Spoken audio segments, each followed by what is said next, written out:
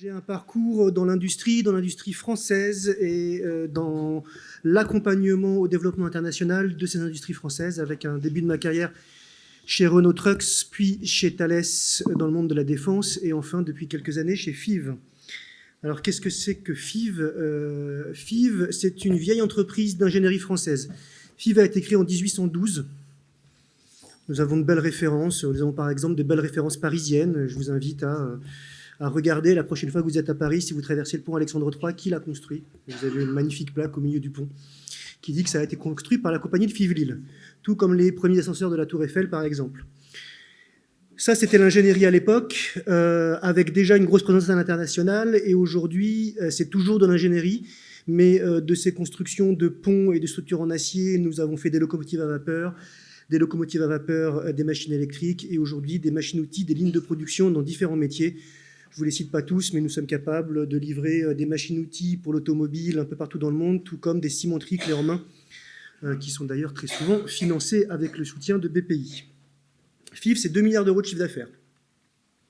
Mais ces 2 milliards d'euros de chiffre d'affaires faits par 100 entreprises un peu partout dans le monde, une grosse moitié en France, un quart aux États-Unis, et les autres dans le reste du monde, avec une présence totale dans une trentaine de pays. C'est 60 à 70% de son chiffre d'affaires et de ses prises de commandes à l'export. Donc l'export est vraiment très très ancré dans le groupe. Notre organisation nous permet aujourd'hui d'aller chercher les relais de croissance là où ils se trouvent. C'est-à-dire qu'on est capable d'ouvrir des bureaux de représentation dans un pays, puis de le fermer, puis de le rouvrir, puis d'aller chercher des relais dans d'autres pays, travailler avec des agents commerciaux également, avec les opportunités, mais aussi les risques que ça représente qu'il faut gérer, mais j'y reviendrai. Donc vraiment, l'idée, c'est s'il y a un marché qui s'ouvre, on essaye de voir s'il est mature pour nos industries et si on peut aller y faire quelque chose. Pour vous donner un exemple, en ce moment, je passe beaucoup de temps en Asie centrale. Quel est mon rôle dans tout ça ? Eh bien, mon rôle, c'est valider, sécuriser et financer. Je vais revenir sur ces 3 termes de valider, sécuriser, financer, mais c'est valider, sécuriser, financer les opérations export des filiales du groupe. Pour faire simple, ce sont des PME qui, dès qu'elles ont un projet à l'export, peuvent m'appeler et je suis leur relais pour les aider à identifier les risques, à les couvrir, voire à financer les contrats. Avec donc un siège de Fives qui est parisien et qui est même plus que parisien puisqu'il est à peu près à 80 mètres du siège de BPI Assurance Export, puisque nous sommes dans la même rue. Je suis aux 3 rue Drouot, ils sont aux 24 rue Drouot. J'avoue que c'est assez pratique. Valider, sécuriser, financer. Je vais commencer par valider. Valider pourquoi ? Valider d'abord sur des aspects financiers. Je vous le fais simple, mais avant d'être dans du pur export, j'étais sur des métiers financiers et j'ai un petit savoir-faire en analyse financière. Quelle est l'idée ? L'idée est de ne pas laisser nos équipes commerciales suivre des lièvres, des projets qui n'aboutiront à rien. Je vais grossir un peu le trait, mais malheureusement, parfois, c'est pas tellement grossir. Mais quelqu'un qui me dit « j'ai besoin d'une machine-outil à 10 millions d'euros », mais qui fait 100 000 euros de chiffre d'affaires, qui n'a pas de cash et qui fait des pertes, bon, ça arrive. Donc, sans tomber parfois dans ces extrêmes-là, il y a un petit travail d'analyse financière qui est fait pour être sûr que nous suivons des projets finançables. Valider après le côté financier, ou même, je dirais, avant le côté financier de plus en plus, et je ne sais pas si je veux dire heureusement ou malheureusement, mais c'est un sujet qui m'occupe de plus en plus, c'est la conformité. Est-ce que ce client est fréquentable ? Fréquentable de mon point de vue, fréquentable du point de vue des autorités européennes, et bien entendu fréquentable du point de vue de M. Trump, qui ne nous facilite pas la vie, loin de là. Donc voilà, la conformité est un élément important qui prend de plus en plus de temps, mais je reviendrai aussi là-dessus, qui ne doit pas être un frein, qui doit être géré comme... C'est vraiment le premier sujet dont je vous parle, parce que ça doit être géré en amont pour évacuer ça, et être sûr qu'on pourra aller jusqu'au bout de l'opération et qu'on ne découvrira pas une mauvaise nouvelle. Ça, c'est pour valider. Sécuriser.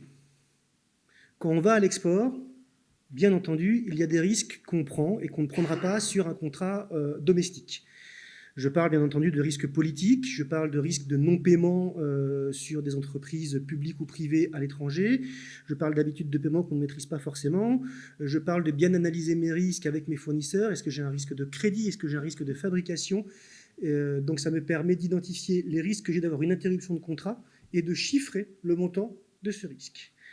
Et de nouveau là-dessus, c'est mon travail d'identifier ces risques-là et de trouver des solutions pour couvrir le risque d'interruption de contrat. Mon troisième rôle, et je dirais celui qui me tient le plus à cœur, c'est financer. Pourquoi c'est celui qui me tient le plus à cœur? Parce que je sors d'une notion de risque et d'analyse et je rentre dans une notion de développement commercial. Proposer une solution de financement à un client, c'est répondre à un de ses besoins auxquels on ne pense pas toujours. Et c'est parfois lui faire prendre conscience qu'il a ce besoin-là. Une de mes missions, c'est d'aller rencontrer certains clients et de leur expliquer qu'on peut les aider à se financer. Et j'ai un discours assez standard qui est de dire que pour financer un investissement, ils ont 3 solutions. Ils peuvent utiliser leur cash, leur equity. Là, a priori, ils n'ont pas besoin de moi. Ils peuvent utiliser leur banque locale. Et là, de nouveau, ils n'ont pas besoin de moi. Et ils peuvent utiliser mes banques. Et je peux leur apporter une solution via mes banques à moi en Europe. Le deuxième élément de langage que je partage avec vous et que j'explique à nos clients, à nos prospects, c'est « laissez-moi faire ». Même si ça ne vous intéresse pas, ça ne vous coûtera pas plus cher. Et si au final, vous ne voulez pas utiliser cette solution, vous ne l'utiliserez pas. Mon travail, ce n'est pas de vendre du financement, c'est de vendre des machines-outils. Donc voilà mon rôle, valider, sécuriser, financer. Mon objectif, ce que j'essaye de faire, c'est de faire de toutes ces contraintes juridico-financières qui sont propres au contrat export, des arguments de vente. Alors, ce n'est pas toujours évident, mais je vais vous donner quelques exemples. Je dirais du moins évident au plus évident. Le moins évident que je partage avec vous sur la conformité, quand je vais aller embêter un client sur la conformité, le message que je lui fais passer, c'est « je connais les banques, je connais les assureurs crédits, je sais ce qu'ils veulent, laisse-moi faire. Comme ça, ce que je vais faire avec toi, je le partagerai, si tu m'autorises bien entendu à partager l'information, je le partagerai avec les autres institutions et ce sera fait une fois pour toutes. » L'autre argument là-dessus, c'est si je t'embête comme ça, toi, sur la conformité, sache que j'embête tous mes clients et tous mes fournisseurs, donc, avec moi, tu ne prends pas de risque d'image d'une société qui va travailler sur un projet un peu bancal, sur un projet qui ne serait pas tout à fait bien vu des différentes autorités. Et en particulier de M. Trump, que je porte dans mon cœur en ce moment. Donc c'est parce qu'il m'a fait arrêter l'Iran, il est en train de me faire arrêter Cuba, et il est en train de m'embêter sur la Russie. Alors. Et c'est pas fini. Un autre exemple, si je réclame des états financiers à un de mes clients pour faire une analyse, c'est pas toujours évident pour lui de partager ces informations-là avec moi. Alors, il y a des bases de données qui existent, il y a des choses qui existent, mais alors, des fois, tout n'est pas disponible. Et puis, en plus, je préfère avoir des comptes certifiés, tamponnés, audités. Demander ces informations-là, ça me permet de dire à mon client, mais grâce à ça, on va optimiser la partie financière de ton offre. C'est-à-dire que si moi, je me rends compte que tu es très, très performant financièrement parlant, je t'embêterai peut-être moins sur des termes de paiement très stricts ou sur des outils bancaires à mettre en place. Ben, ça ne marche pas toujours, mais je tente le coup. Et bien entendu, ces états financiers sont beaucoup plus faciles à obtenir dès qu'on parle de financement, et c'est aussi pour ça que j'aime bien proposer des financements, parce que là, ce que je dis aux clients, c'est « j'ai besoin d'informations. Donne-moi de l'information et je te rendrai une offre ». Ces solutions de financement me permettent donc d'avoir de l'information financière, de me différencier vis-à-vis de certains de mes concurrents qui n'ont pas forcément les mêmes réflexes que moi sur ces sujets-là. Et puis, j'aime bien utiliser les mots de cheval de Troie. Cheval de Troie, pourquoi? Parce que je mets un pied dans une partie de l'organisation de mes clients auxquels on n'a pas forcément accès. Quand mes commerciaux vont proposer une offre technique, ils ont en face d'eux un directeur des achats, un directeur technique, voilà. Et quand moi j'arrive en disant, au fait, si vous voulez, on peut parler de financement, là, sortent du bois un directeur financier, un directeur général, qui vont venir écouter ce qu'on peut leur proposer. Et dans mon métier de l'industrie, où les process de décision sont parfois très longs, et où, à certains moments, on n'a plus d'informations de la part des équipes techniques, des équipes achats, eh bien, moi, j'arrive à maintenir certaines relations avec un directeur financier. C'est le cas en ce moment, on a un gros projet au Mexique qui est un peu en stand-by, mais j'échange toujours quelques emails avec le directeur financier qui me tient au courant de l'avancement du projet. Donc c'est aussi une bonne solution de faire un peu d'intelligence économique et d'obtenir de l'information de la part de nos clients. Alors comment y arriver à tout ça? Comment arriver à valider, sécuriser, financer? Eh bien, Une phrase que j'aime bien, c'est « utiliser un tiers de confiance ». Et je vais revenir sur qui sont mes tiers de confiance. Avant ça, la manière dont je conçois mon poste, c'est en gros chacun son métier. Moi, le métier de mon entreprise, c'est de prendre des risques industriels, mais ce n'est pas de prendre des risques financiers. Mais il y a des gens qui existent pour prendre des risques financiers. Et c'est eux mes tiers de confiance que je vais aller chercher. Et en gros, je vais les mettre en 3 catégories. Et je vais décrire un petit peu comment je travaille avec chacune de ces catégories. Mes banques, et pas que mes banques, mais le marché bancaire en général. L'assurance crédit privée, avec les courtiers en assurance crédit, dont il ne faut pas se passer et qui m'aident bien aussi.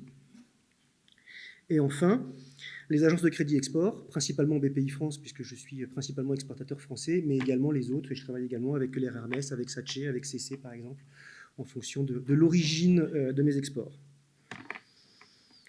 Je dirais qu'avec ces 3 typologies d'intervenants, de preneurs de risques financiers, j'ai des solutions pour m'accompagner de la prospection, de la phase de prospection jusqu'à la main levée de la dernière garantie bancaire. Et chacun peut me proposer des outils qui vont me permettre de réduire mes risques, de réduire mon exposition cash et de me permettre de prendre des marchés que je ne prendrais pas sans eux. Alors comment je travaille avec eux? Déjà, l'idée, une fois qu'on a identifié tous les risques, c'est de travailler avec chacun d'entre eux. Je dirais que souvent, la solution, elle est mixée. Je ne vais pas tout faire avec un assureur crédit, je ne vais pas tout faire avec une banque, je ne vais pas tout faire avec BPI, mais souvent, la meilleure solution pour couvrir l'ensemble de mes risques, c'est d'en prendre un petit bout de chaque. Et ce que je m'applique quand je travaille avec ces entités-là, c'est le mot « oser », c'est-à-dire que je n'ai absolument pas honte de leur poser des questions, quelle que soit la question que je leur pose. Je n'ai pas honte d'inventer des risques parfois imaginaires. À partir du moment où je peux avoir une idée de risque dans la tête, c'est que je dois la partager avec quelqu'un. Je vous donne un exemple qui n'est pas de moi, qui est un de mes collègues d'une autre société, qui il y a quelques années s'est dit « Tiens, si les assureurs crédits privés, comment les assureurs crédits privés réagiraient si on leur demandait de mettre en fait générateur de sinistre dans les polices d'assurance crédit la fermeture du détroit d'Ormuz ?» Il y en a qui l'ont fait. Alors je pense qu'aujourd'hui, ce n'est pas la peine de demander. Mais quand on commence à avoir une idée de risque, quand on regarde, quand on vit, on va dire, avec la géopolitique et avec les risques qui émergent, mon métier fait qu'on les voit arriver assez tôt, ces risques-là. Donc à partir du moment où on commence à identifier un risque, c'est au moment où on commence à l'identifier qu'il faut se couvrir. Ce n'est pas 6 mois après. Je veux dire, il y a peut-être 2 ans, je pense qu'on pouvait encore couvrir la fermeture du détroit d'Ormuz. Il y a 2 ans, ça n'avait pas encore passé. Aujourd'hui, ce n'est pas la peine. Donc il faut oser. Il faut oser demander les choses, il faut oser essayer de trouver un assureur qui va prendre un risque sur un client un peu particulier. Il faut communiquer. Je vous avoue que j'ai la chance de gérer des gros projets. Donc sur certains gros projets, ça m'est arrivé de prendre un billet d'Eurostar pour aller à Londres, demander à mon courtier de réunir des assureurs crédits anglais, c'est un marché très britannique, l'assurance crédit, même s'il y a de plus en plus de relais en France, et de faire un pitch sur mon projet pour motiver certains assureurs à prendre du risque. Et ça marche. Et ça marche.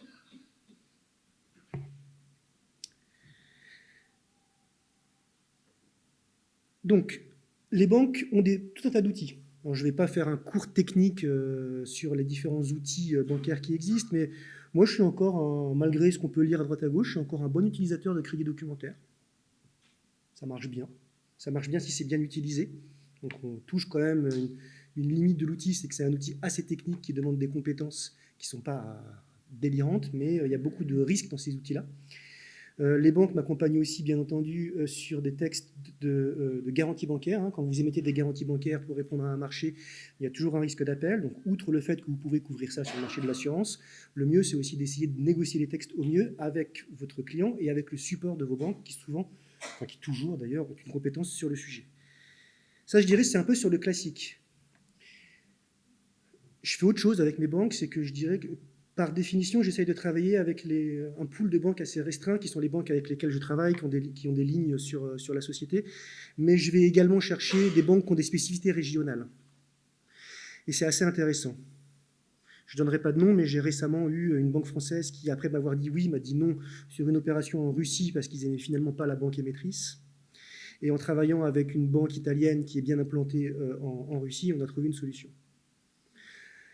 Donc il ne faut pas mettre tous ses œufs dans le même panier, il faut essayer d'aller chercher des solutions bancaires ailleurs. Il y a toujours une banque qui arrivera à nous aider sur ces outils de l'export, vraiment dédiés à l'export, que sont le crédit documentaire et la garantie bancaire. Ça, ce sont les outils sur lesquels les banques peuvent nous aider. Je suis vraiment dans les outils techniques de l'export, hein. Je ne rentre pas dans tous les outils de gestion de cash qui ne sont pas le sujet de mon discours aujourd'hui. Les courtiers. Mon deuxième grand partenaire sont mes courtiers en assurance crédit. Je vais d'abord appeler dès que je suis sur une opération court terme, par définition, je n'appelle pas BPI, j'appelle mes courtiers. J'ai moins de contraintes, c'est plus facile à mettre en place, et c'est leur rôle. Et on arrive à faire des choses pas mal du tout. On arrive vraiment à réduire les risques. De nouveau, avec l'aide de vos courtiers, n'hésitez pas à être inventif et à négocier vos textes de police. Rien n'est figé. Tout est discutable, tout est négociable. C'est vous le client. Et puis enfin, mon troisième partenaire que je veux citer aujourd'hui, c'est bien entendu BPI, pour faire un zoom sur l'agence de Crédit Export avec laquelle je travaille le plus.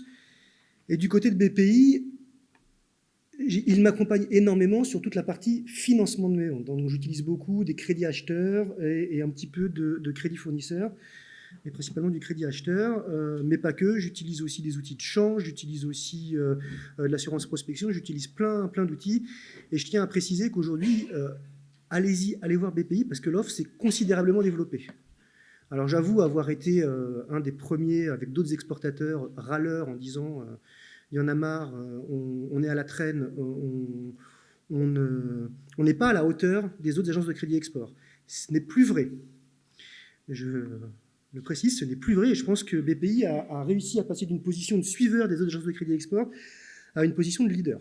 Il y a plein de nouveaux outils qui sont développés. Hein. Si je dois vous citer, la réforme de l'assurance prospection vous permet d'encaisser dès son entrée en vigueur 50% de vos coûts de prospection. Ce n'est pas négligeable, surtout pour une entreprise qui a des moyens financiers réduits, qui est de petite taille et qui n'ose pas aller dépenser de l'argent en prospection. Là, il y a une solution. Dans les autres outils qui se sont récemment développés, l'assurance change avec l'augmentation du nombre de devises. Alors je tiens à préciser que BPI est, à ma connaissance, la seule agence de crédit export au monde à proposer un outil change en phase de prospection, ce qui vous permet de remettre des offres en devises fermes sans prendre de risques. C'est un outil qui est un petit peu contraint, il n'est pas très souple, mais par contre, par rapport à son équivalent bancaire qui est l'option, il est à peu près 10 fois moins cher. Donc nous sommes également grands utilisateurs de cet outil-là. Et là, outre le fait que ça nous couvre un risque, peut aussi être un différenciant commercial, parce que vu que c'est franco-français comme outil, vos concurrents, si vous avez des concurrents étrangers, n'auront peut-être pas la possibilité de remettre des offres en devises. Et de nouveau, on ne parle pas que du dollar, de la livre sterling ou du dollar canadien. Aujourd'hui, il y a des choses l'offre est assez large en termes de nombre de devises. Et puis l'autre chose que j'ai, moi, vu d'un très bon œil, et j'ai aussi pourtant beaucoup râlé là-dessus quand ça n'existait pas, c'est l'ouverture de BPI Financement. Là, on sort de l'assurance crédit, on passe sur le côté financement avec sa capacité à accompagner les exportateurs sur des petits montants. Et ça aussi, ça peut être un différenciant par rapport à vos concurrents. Donc, des améliorations sont toujours possibles et nécessaires. Hein. Il faut que BPI continue à innover pour ne pas se retrouver à la traîne. Mais aujourd'hui, il y a vraiment un gros travail qui a été fait et je tiens à le saluer ici. Si je dois mettre le point sur ce qui reste à améliorer, pour moi, ce qui reste à améliorer pour des sociétés que ne sont pas FIF, pour des sociétés plus petites qui n'ont pas les moyens de se payer quelqu'un comme moi à plein temps, donc qui n'ont pas les moyens d'avoir un expert parisien qui est dans la même rue que BPI, qui est dans le quartier des banques, etc., bah, c'est l'accès à cette offre. C'est l'accès à cette offre, qu'elle soit publique, qu'elle soit privée, qu'elle soit bancaire. C'est comment on identifie une banque spécialisée sur une zone.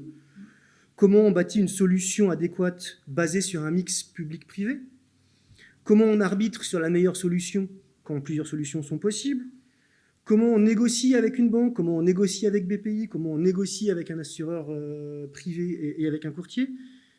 Comment on inclut tout ce travail dans des conditions contractuelles? Parce que l'idée, c'est aussi derrière de contractualiser et que tout ce travail-là ait un impact pour améliorer nos conditions contractuelles. Moi, je vois ici un axe d'amélioration. Alors pour FIF, je sais comment ça se passe, c'est simple, hein, moi j'ai 100 filiales qui décrochent leur téléphone et qui m'appellent.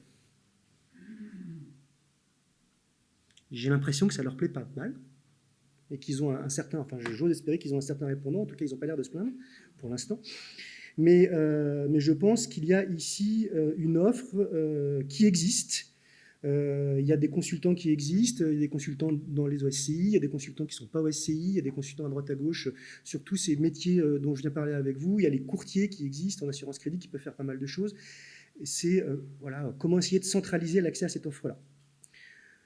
Voilà, pour conclure sur une note positive, je vous dirais que si vous disposez d'une offre de produits ou de services d'ailleurs qui répond aux besoins d'un marché à l'export, si vous avez l'envie d'aller conquérir de nouveaux territoires et de gagner des parts de marché, l'offre et l'expertise pour exporter sereinement existent, comme je viens de vous le décrire, et les risques naturels qui découlent d'une opération export ne doivent pas constituer un frein, mais plutôt des opportunités pour vous développer. Je pense que je vais vous dire. Merci David. Alors, très rapidement, pour situer Enogia, donc c'est une start-up que j'ai fondée avec des camarades d'école en 2009.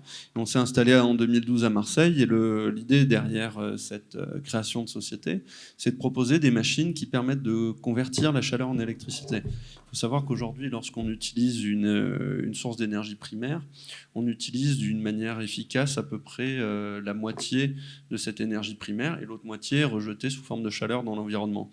Donc nous, on a voulu développer une technologie qui permette de reconvertir ces 50% de chaleur, voire même plus, en énergie utile, en énergie électrique, qui est une énergie qu'on peut après renvoyer dans le réseau ou consommer sur place.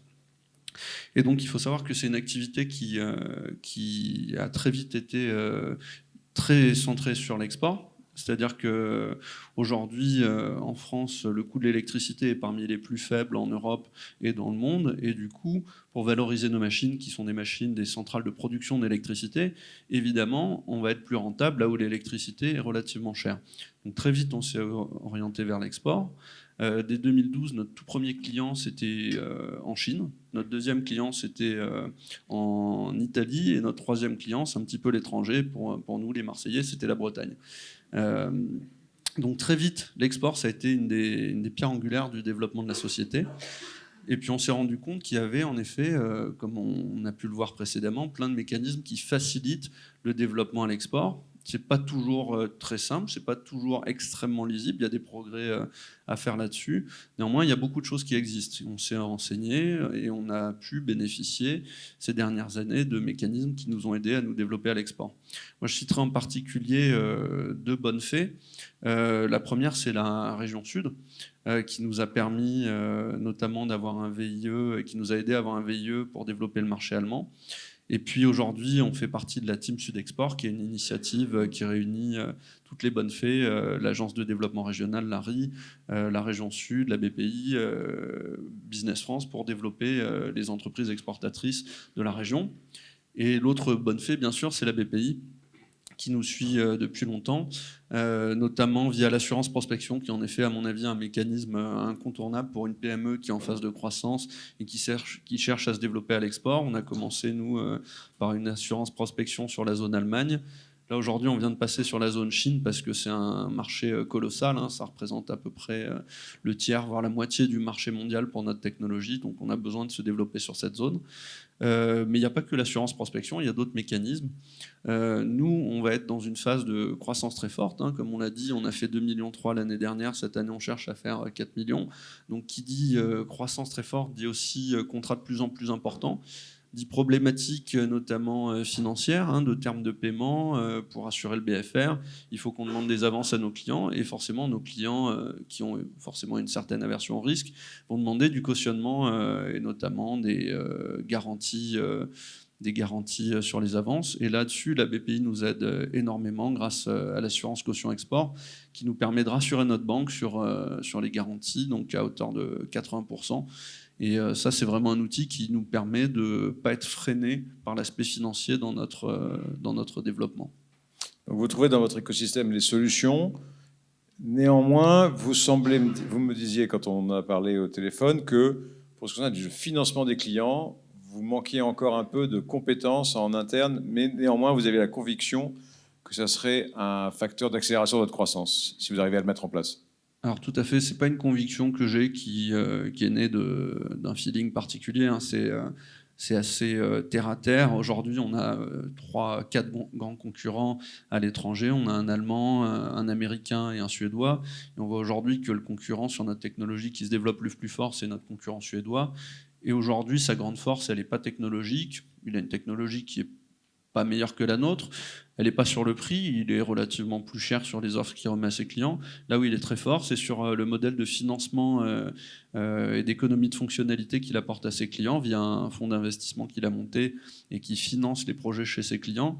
Et moi, je suis persuadé qu'aujourd'hui, le nouvel enjeu pour Enogia, pour poursuivre sur cette logique de développement, on va essayer de doubler notre chiffre d'affaires tous les ans, c'est d'être capable d'apporter à nos clients des solutions de financement. Alors ça va être de la solution de financement qui va aller, on va dire, du crédit pour notre client, au leasing, jusqu'au financement de projet et à l'économie de fonctionnalité. Aujourd'hui, on est en train de creuser un peu dans toutes ces voies-là.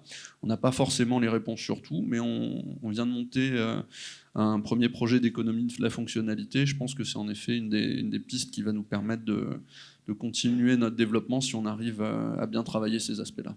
Alors, l'économie de la fonctionnalité, je suppose que c'est un peu l'équivalent d'un pay-per-use, c'est ça? Où on paye en fonction de l'usage de la technologie que vous vendez? C'est complètement ça. C'est-à-dire que jusqu'à aujourd'hui, on est fabricant de machines. On a notre atelier dans les quartiers nord de Marseille où on assemble des machines. On va les vendre à des clients. Maintenant, le pivot de modèle, c'est d'arriver à dire à nos clients, non pas on vous vend une machine, mais d'arriver à leur dire on vous finance votre projet et vous allez payer soit pour l'utilisation de la machine, soit même on va vous payer pour installer une machine chez vous, on va vous payer pour vous acheter votre chaleur et nous, on va se rémunérer en vendant l'électricité qu'on va produire grâce à cette chaleur. Mais là, il faut beaucoup de financement quand même, parce qu'il faut financer toutes les machines dès leur installation, entre guillemets. C'est ça. Et donc là, vous avez une idée sur comment vous financez l'ensemble de ce parc machine éventuellement qui pourrait être déployé chez les clients? Alors on est en train de creuser plusieurs voies. On a un modèle qu'on est en train de bêta-tester sur un projet en France qui se base sur la création d'une société de projet avec une partie d'equity privé, une partie de financement bancaire qui là sur le premier projet est également fourni par la BPI. Si ça marche bien, l'idée ça va être de déployer ça en France et puis après de voir les solutions pour déployer ça à l'export. Et vous avez ou vous trouvez sur le marché à l'extérieur, comme disait David précédemment, des compétences financières qui vous permettent de structurer ce type d'offre? Vous êtes à l'aise avec ça? Alors là, en interne, on était assez limité et on a rencontré une PME marseillaise, une société qui s'appelle Cap Vert Énergie, qui a des compétences sur ces dossiers. Et la solution qu'on a trouvée, c'est de s'associer avec eux et de monter ces projets ensemble. Alors aujourd'hui, on est en train d'en faire un premier. Il faut que ça se passe bien sûr, qu'on ait des bons résultats à la fois techniques et financiers, mais pour l'instant, comme on est une PME de 35 personnes et qu'on n'a pas toutes ces compétences qui me semblent en effet précieuses, la solution, c'est d'aller les chercher à l'extérieur. Et la voie qu'on a trouvée pour l'instant, c'est de s'associer avec des gens qui les ont. On a 5 sites de production, donc ça veut dire des demandes en BFR, un financement relativement important. Donc l'opération, moi je l'ai montée en partenariat avec Capital Export, qui est le fonds qui m'a associé. C'est un point important au-delà du LBO. Parce qu'en fait, avant, je travaillais pour un groupe nord-américain qui est Magna, qui est un gros équipement automobile, qui est capable de vous offrir, même si on est directeur généraux indépendant et tout ça, finalement, ils ont toutes les ressources et les compétences et on peut se les payer. Quand on a une PME aussi internationale que la nôtre, et même si on croit, c'est difficile de trouver ces compétences et même de les financer. Donc, d'une part, le LBO, ce que ça nous a apporté, c'est Capital Export nous a permis d'avoir accès à des compétences techniques en financement, en aide à l'export, en conseil, les mêmes types de compétences qu'on aurait si on avait été un grand groupe. Bon, ça a été un point, ça c'est un point majeur qu'on utilise très souvent. Donc, les PME pensent pas souvent à aller voir la BPI, pensent pas souvent à voir les experts pour le CIR, pour le classe export, pour les assurances à l'export. Donc, ils nous ont permis d'accéder à toutes ces compétences-là. On a aussi, nous, fait l'effort de recruter un DAF qui venait d'un groupe également industriel en région parisienne, qui lui avait également une très forte compétence au niveau de l'international et de l'export pour pouvoir nous accompagner là-dedans. Voilà. Vous me disiez que au départ, votre développement international, vous faisiez à 100% sur fonds propres. Maintenant, avec tous ces montages, ces solutions diverses et variées, vous arrivez à peu près à être 50%, ce qui concrètement vous permet d'en faire 2 fois plus à fonds propres égal, quoi. Oui, tout à fait. Après, il faut être clair, l'entreprise était une entreprise familiale, plutôt dans l'existence, très rentable et zéro endettement. Donc le problème du BFR, c'était pas vraiment un problème pour eux. Après, vous reprenez la boîte et vous êtes sous LBO, ça devient un peu plus compliqué. Donc effectivement, aujourd'hui, on est passé à peu près à 50% du financement de la croissance, au travers notamment de l'assurance à l'export, qui est plus facile. On a levé récemment un prêt à la BPI pour la croissance à l'export, qui nous a permis également de faire une opération de croissance externe au mois d'avril dernier. Si vous résumez votre perception de l'écosystème du financement, donc sur l'angle financement, de l'écosystème, aussi bien donc des solutions de financement, d'assurance ou les compétences et les ressources externalisées qui permettent de mener ces opérations intelligemment, à votre avis, tel que vous connaissez la France et tel que vous connaissez aussi l'expérience que vous avez eue dans une entreprise américaine, qu'est-ce que vous voyez comme point fort et comme point faible dans notre écosystème du financement, de l'internationalisation des entreprises de manière générale? Le point fort, c'est que contrairement... moi, j'ai vécu 10 ans à l'étranger, dont un gros 2 tiers en Asie et 1 tiers en Amérique du Nord.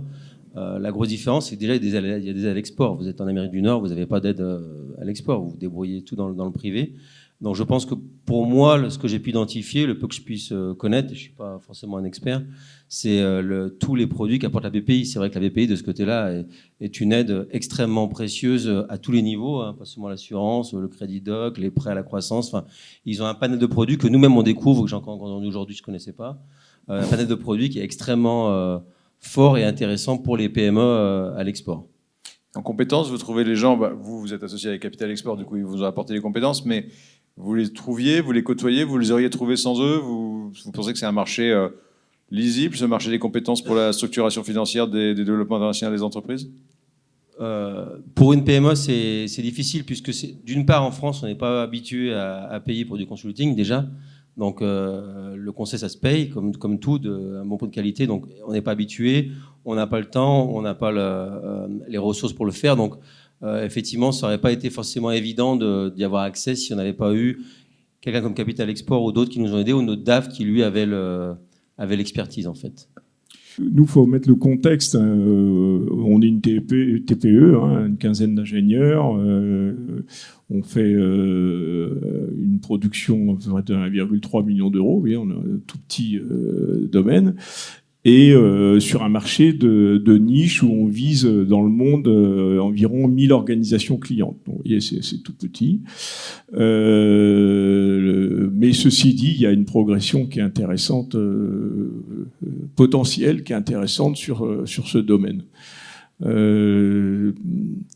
Alors, c'est vrai que la technologie, ici, on est dans un investissement assez lourd. Nous, on estime à peu près à 60 annéums d'ingénieurs le logiciel, quand on est à sa 3e version. Donc, c'est quand même un investissement qui est lourd et qu'on vendait jusqu'à maintenant dans un modèle de licence pur et dur, quoi. Et maintenant, la demande du marché, la mode, tout le monde est au courant, c'est le cloud. Maintenant, qu'est-ce que c'est le cloud en modèle économique?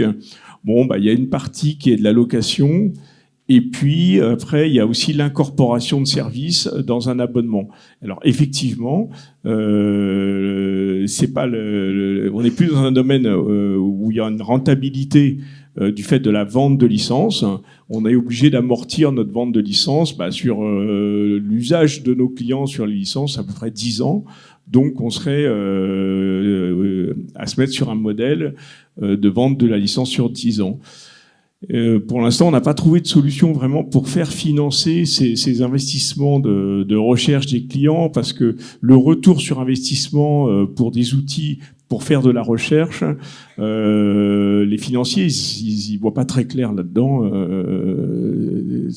Voilà, donc pour arriver à financer ça, pour l'instant, on n'a pas vraiment de solution facile, quoi, en fait. David, donc on se prend en charge nous-mêmes. Ça veut dire que on a 50% de notre chiffre d'affaires qui est du récurrent. Donc et sur ce récurrent, en fait, on se base de faire les développements et d'autofinancer le démarrage de ce mode de fonctionnement. Ce qui est intéressant, David, c'est qu'on voit qu'en fait, Arthur qui vend une machine et Frédéric qui vend un logiciel convergent en fait vers à peu près le même modèle, qui a une facturation à l'usage, enfin je le fais à la hache, hein, mais en ordre de grandeur. L'un sur la base d'un bien matériel, une machine, l'autre sur la base d'un bien immatériel, le software. Et l'un trouvera, je pense, des financements, l'autre aura plus de mal. Qu'est-ce que vous en pensez, vous, David? Si vous étiez le conseil de ces deux entreprises, qu'est-ce que vous leur apporteriez comme avis? Alors sur tout ce qui est financement à l'usage, j'avoue avoir moins d'expérience. Maintenant, en effet, mon expérience montre que, et mon expérience avec le marché montre que dès qu'on a un sous-jacent, un actif qui a une valeur, c'est quand même plus facile pour une entreprise financière de prendre un risque parce que ça a une valeur. Et moi, j'ai toujours les mêmes questions dans ce genre de montage. Est-ce que c'est récupérable? Est-ce que c'est standard? Est-ce que c'est facile à revendre? Est-ce que ça a une valeur sur le marché de l'occasion? Et j'ai toujours ces questions-là. Donc je comprends. Et en effet, donc dès qu'on est sur du service, c'est complexe. Et aujourd'hui, la solution que j'ai sur du service, c'est plus finalement quelque chose qui va ressembler à du différé de paiement qu'à un vrai financement. Alors, ceci dit, bon, nous, dans les financements, il y a quand même une partie export. C'est un petit peu ça aussi, je peux donner comme éclairage, c'est que même pour une TPE qui est sur un marché de niche, l'export a beaucoup de vertus intrinsèques de pousser à la compétition.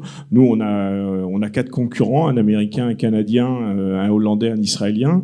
Bon, bah, ça nous pousse à la compétition. Et le fait d'aller à l'export, quand on perce sur le marché américain, bon, bah, on voit qu'on est au niveau, quoi. Et donc, c'est peut-être pas très facile à rentabiliser. Et là, c'est vrai que moi, je dois remercier le fonctionnement de BPI France.